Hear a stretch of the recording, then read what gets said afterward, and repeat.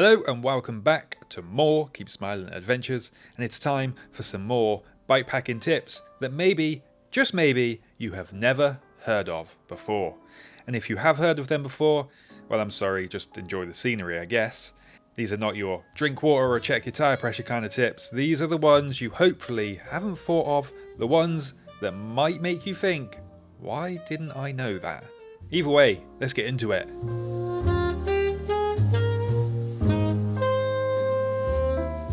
There is nothing worse than getting to camp after a long day in the saddle, especially when that day has been long, wet and muddy.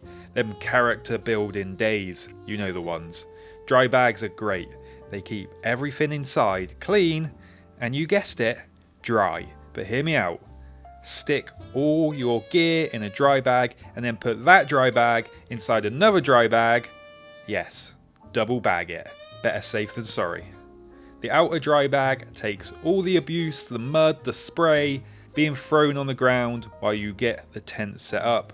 The fastest you have ever done it in all that rain.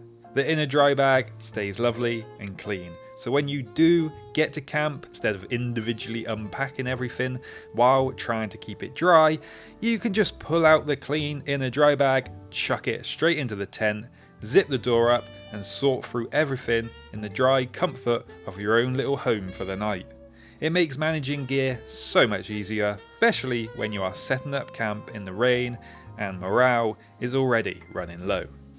As a bonus, you have a backup dry bag just in case you somehow manage to destroy one, which is always a possibility. What is better than one dry bag? 2 dry bags.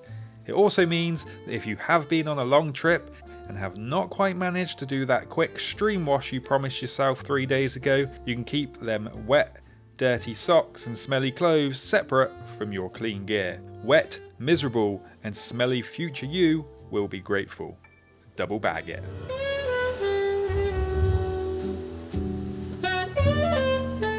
This one is for the Garmin users. If you do not have one, you might want to skip ahead because this one's not for you. But if you do have one and you would quite like to keep it, this might be useful. Obviously, use that little tether strap. That is not the tip, that is just common sense. Hopefully you will never need this, but if somehow you do lose your Garmin and it's still in a functional state, there is a chance that a kind human being might find it and want to return it to you. Yes, you could just write your name and number somewhere on the outside of the device, which is not a bad idea, but it can also rub off. But you can also change what appears on the Garmin startup screen. So when the device gets switched on, you can have it display a custom message.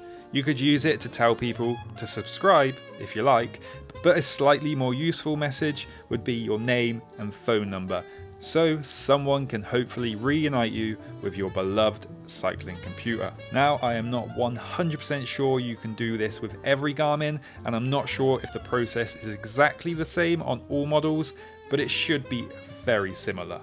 This is on the Garmin 830, and this is how to do it.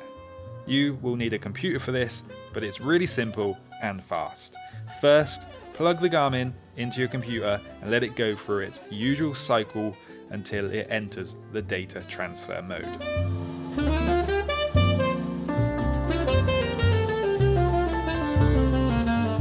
You will know it's in its data transfer mode because it will show a little image on the Garmin and it should pop up on your computer as a removable storage device.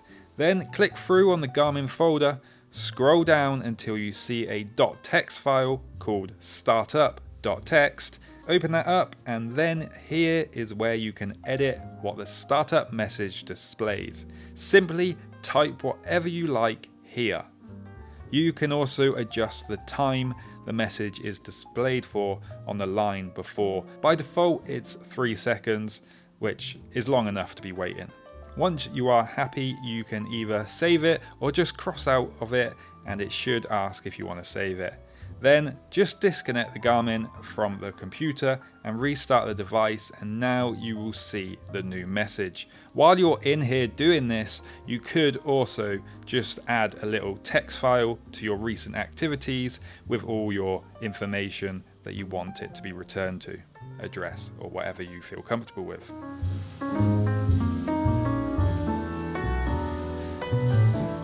If you have ever been on a bikepacking adventure, actually any adventure that involves using your feet for a long period of time, the last thing you want is painful feet. Here is the thing: when you hike, bikepack, or run all day, or do whatever really, your feet swell. They get bigger, so a shoe that felt absolutely perfect at the start of the trip can be agony by the end. So while it's important to have well-fitted shoes, those well-fitted shoes should still allow room for your feet to swell throughout the day. Too narrow, painful. Too tight, painful. A little extra space goes a long way. It also gives you the option of wearing thicker, warmer socks in the colder months, because nothing ruins an adventure like frozen toes. Look after them toesies. Give your feet room to breathe. Your future self and your toenails will thank you.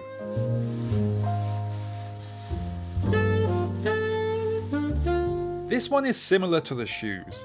When it comes to finding a good waterproof jacket for bikepacking, I actually think it's a good idea to go slightly bigger than you normally would. Not massive, just slightly roomier. Yes, it gives you space for layers underneath, which is also great, but more importantly, it helps with airflow. A good waterproof jacket needs to keep you dry from the outside, while also keeping you dry from yourself.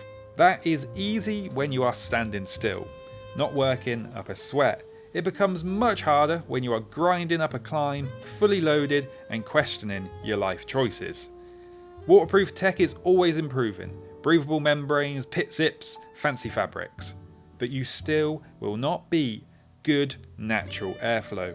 A slightly baggier waterproof allows air to move. It reduces the boil in the bag feeling and can make a big difference over long days in the saddle. Dry from the rain, dry from your effort, that is the goal.